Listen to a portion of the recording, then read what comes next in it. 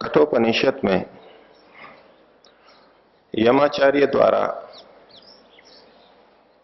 नचिकेता को दिए जा रहे उपदेश को हम समझने का प्रयास कर रहे हैं। कल के श्लोक में हमने देखा था,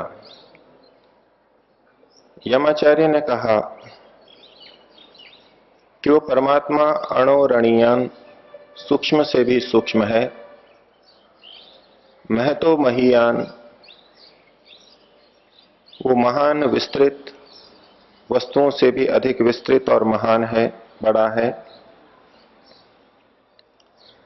आत्मा से जंतोर निहितो गुहायाम, और ये जंतु के हृदय में, हृदय प्रदेश में स्थित है। तमक क्रतुः पश्यति वीत शोको धातु प्रसादात महिमानमात्मनः, और उस परमात्मा को अक्रतुः निष्काम कर्म का कर्ता,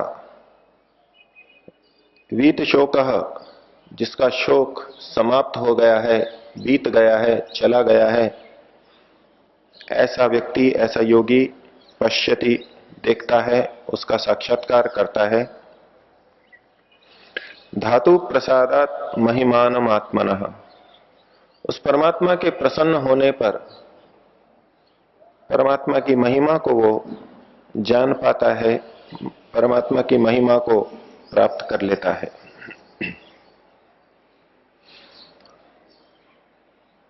परमात्मा को कौन पा सकता है, उसके लिए दो महत्वपूर्ण शब्द इस श्लोक में कहे गए थे, एक अक्रतुः और दूसरा वीत शोकः। अक्रतु का अर्थ है जो निष्काम भाव से कर्म करता है, और वीत शोकः का अर्थ है जिसका शोक दुख समस्त निवृत्त हो गया है, अर्थात जो ईश्वर के प्रति पूरी तरह से आश्वस्त हो गया है। अक्रतु शब्द पर कुछ और विचार करें। मोटा मोटा अर्थ जो हमें दिखाई देता है वो ये कि जो कर्म को नहीं करता उसे अक्रतु कहते हैं। तो जो कर्म को नहीं करता वो ईश्वर को प्राप्त होता है, ईश्वर को प्राप्त करता है, ये तात्पर्य निकल के आएगा। एक तरफ यहां कर्म से विरत होने के लिए कहा जा रहा है, और इस तरह के संकेत अन्यत्र भी मिलते रहते हैं,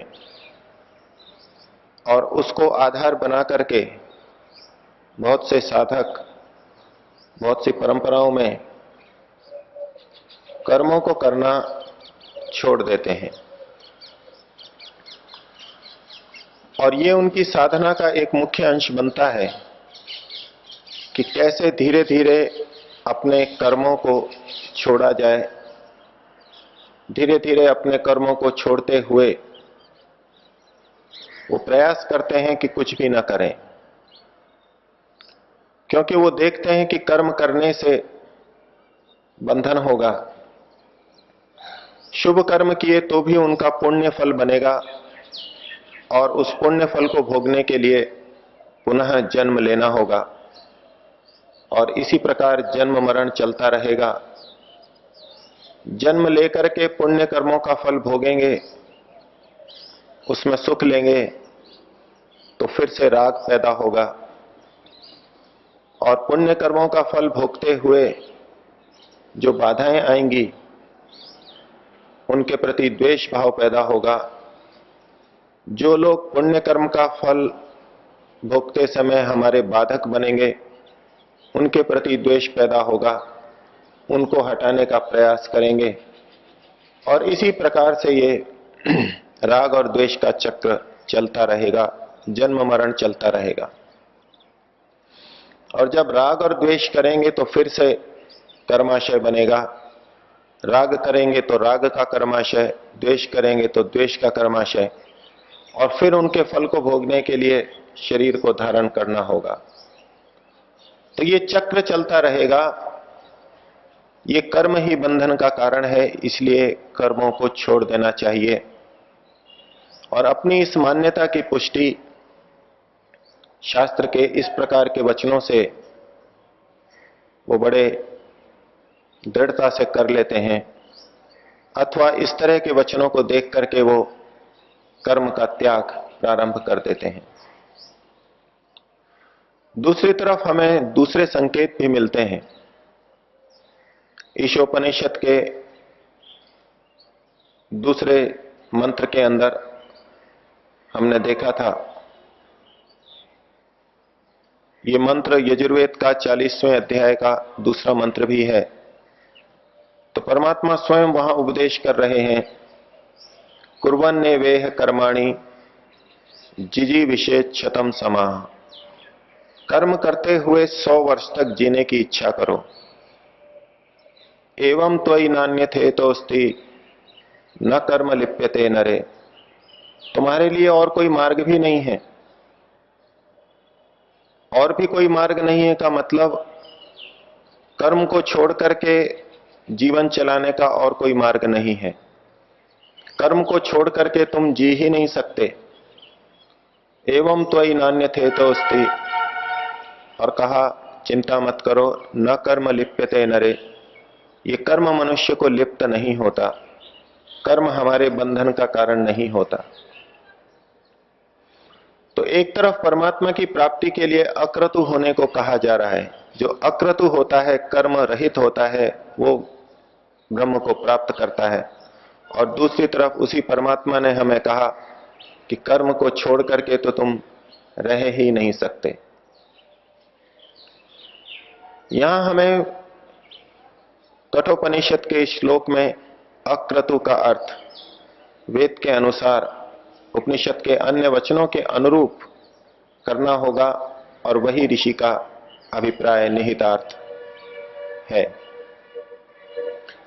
गीता के अंदर भी एक संकेत आया, न ही कश्चित अकर्मकित न ही कश्चित क्षणमपि जातु तिष्ठत्यकर्मकित। कोई भी जंतु एक क्षण भी कर्म किए बिना नहीं रह सकता। कोई भी जंतु, निरपवाद रूप से कोई भी जंतु, प्रत्येक प्राणी, और एक क्षण के लिए भी कर्म के बिना नहीं रह सकता। तो फिर ये कौन व्यक्ति हैं जो अक्रतु बन सकते हैं या बन जाते हैं? ये किनके लिए अक्रतु शब्द का प्रयोग किया गया है? महर्षि दयानंद ने भी सत्यार्थ प्रकाश में कहा कि प्रत्येक व्यक्ति हर क्षण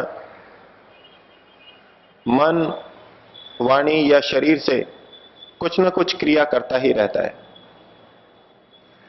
या तो वो कुछ जान रहा होगा, या किसी की उपासना कर रहा होगा, या कुछ न कुछ कर्म कर रहा होगा। ज्ञान कर्म उपासना से रहित एक क्षण भी कोई व्यक्ति नहीं रह सकता, ये जीवन नहीं चला सकता।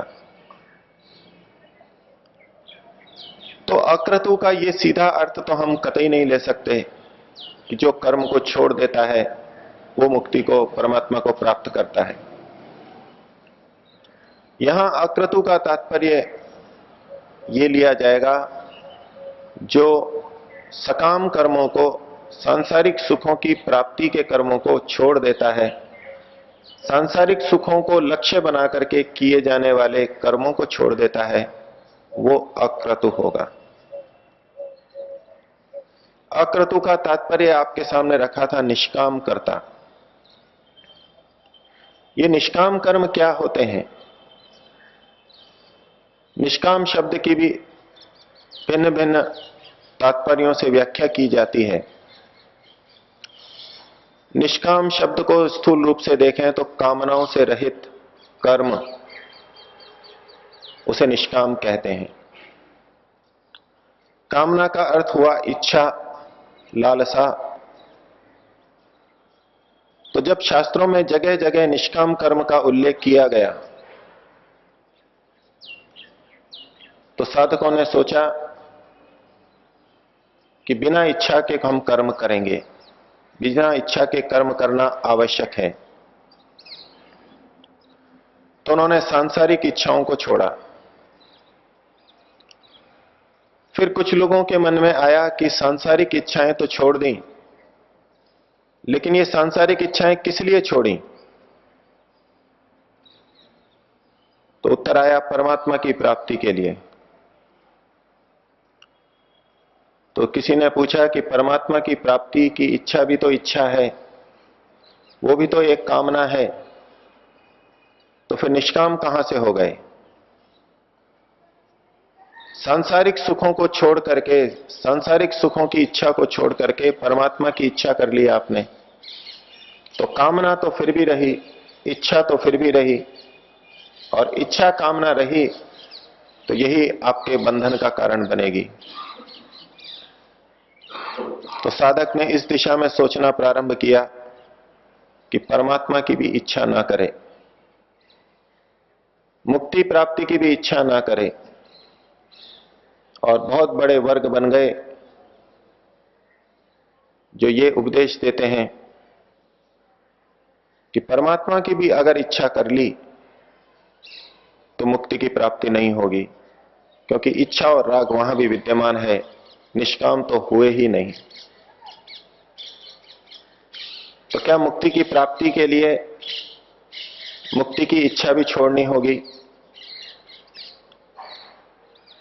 एक तरफ जहां शास्त्र में कहा गया व्यक्ति एक क्षण भी कर्म किए बिना नहीं रह सकता, वहीं दूसरी तरफ शास्त्र में यह भी कहा गया कि बिना इच्छा के कोई कर्म होता ही नहीं है। बिना इच्छा के कोई कर्म होता ही नहीं है, और जो भी कुछ किया जाता है वो इच्छा पूर्वक ही होता है।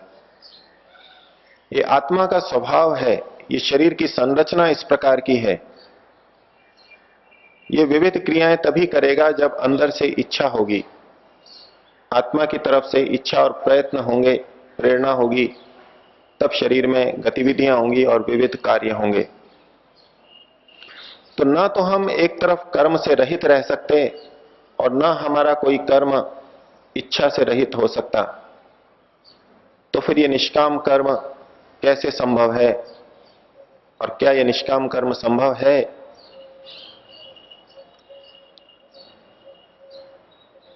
महर्षि कपिल ने सांख्य दर्शन में एक सिद्धांत दिया, न अशक्योपदेश विधि। जो अशक्य होती है, संभव ही नहीं होती है, की नहीं जा सकती है, उसका शास्त्र में कभी उपदेश नहीं होता। न अशक्योपदेश विधि, ये ऋषियों के ग्रंथों के लिए, योगियों के ग्रंथों के लिए, वेद के लिए कथन किया जा रहा है। वहां ऐसी कोई क्रिया नहीं लिखी होती जिसको कि हम कर ही ना सकते हो, हमारे लिए असंभव हो। तो जब अक्रतु शब्द कहा गया तो यह हमारे लिए संभव होना ही चाहिए। और यदि शास्त्र में कही हुई बात जीवन में नहीं उतारी जा सके,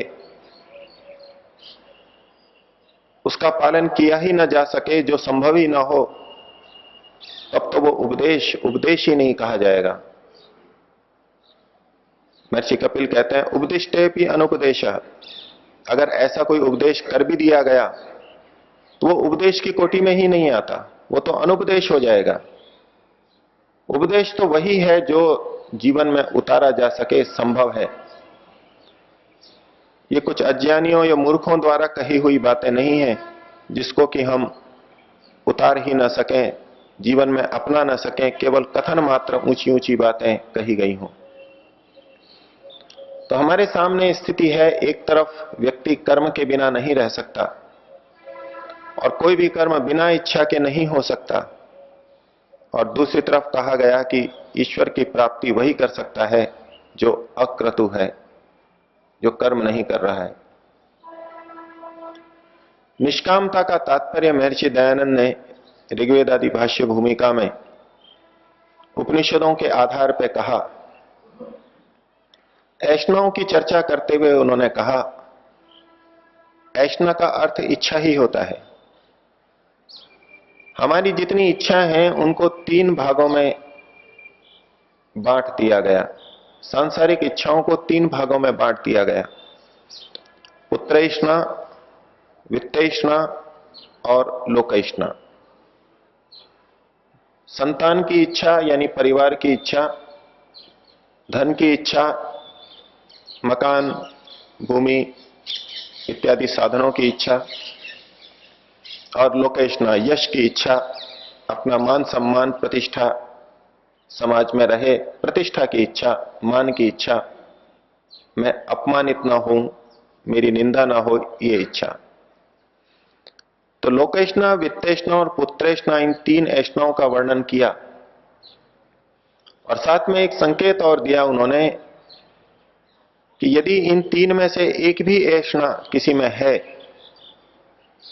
तो इसका मतलब है कि बाकी 2 ऐष्णाएं भी हैं।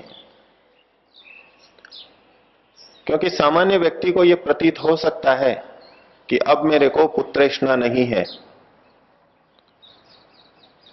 अब मेरे को वित्तैष्णा नहीं है, अब तो केवल मैं यश चाहता हूं। लेकिन यदि लोकैष्णा है तो कहीं ना कहीं पुत्रैष्णा और वित्तैष्णा भी अंदर विद्यमान है। तो महर्षि ने कहा कि ये तीनों ऐष्णाएं जिसमें हैं, एक भी जिसमें है उसमें बाकी भी सब हैं। लेकिन इन 3 ऐष्णाओं की निवृत्ति कब होगी? तो कहा कि जब ईश्वर ऐष्णा पैदा होगी तो ये तीनों ऐष्णाएं निवृत्त हो जाएंगी। और इस ईश्वर ऐष्णा को ही वहां उन्होंने निष्काम कर्म कहा, निष्काम भाव कहा। और यही अक्रतु की स्थिति है, अकर्तापन की स्थिति है। कर्ता तो हम तब बनेंगे जब हमारा कर्म कर्माशय में जाए। जब हमारा कर्म कर्माशय में ही नहीं गया, हम क्लेशों से युक्त होकर कर्म कर ही नहीं रहे हैं, तो वो कर्म कर्माशय में जाएगा ही नहीं। और कर्माशय में नहीं गया तो इस रूप में हम कर्म के कर्ता नहीं हुए, तो अक्रतु हो गए। तो जो व्यक्ति सांसारिक सुखों को छोड़ करके परमात्मा की प्राप्ति के लिए ही, उसे ही लक्ष्य बना करके कर्म कर रहा है, वो अक्रतु है, निष्काम कर्म करता है। निष्काम कर्म की बात सुनकर के, बहुत ऊंची बात सुनकर के बात बड़ी अच्छी लगती है कि हम भी निष्काम कर्म करता बने। लेकिन निष्काम कर्म करता बनना अपने आप में बड़े साधना के बाद में संभव हो सकता है। पहली बात तो यह है कि हम बुरे कर्मों को छोड़ें। यदि कोई व्यक्ति बुरे कर्म कर रहा है, अधर्म कर्म कर रहा है, और वहां से सीधे वो निष्काम कर्म करने की बात सोचे, तो उसके लिए संभव नहीं है। पहले अधर्म को छोड़ करके, सकाम दुष्कर्मों को छोड़ करके सकाम शुभ कर्मों को, पुण्य कर्मों को करना होगा। और यही इन शुभ कर्मों की उपयोगिता है। यहां उपनिषद के अक्रतु शब्द को देख करके मन में यह ना विचार लें कि शास्त्र में कहे हुए पुण्य कर्म सब व्यर्थ हैं, उनसे तो हमें शरीर मिलेगा, बंधन मिलेगा, ये त्याज्य हैं।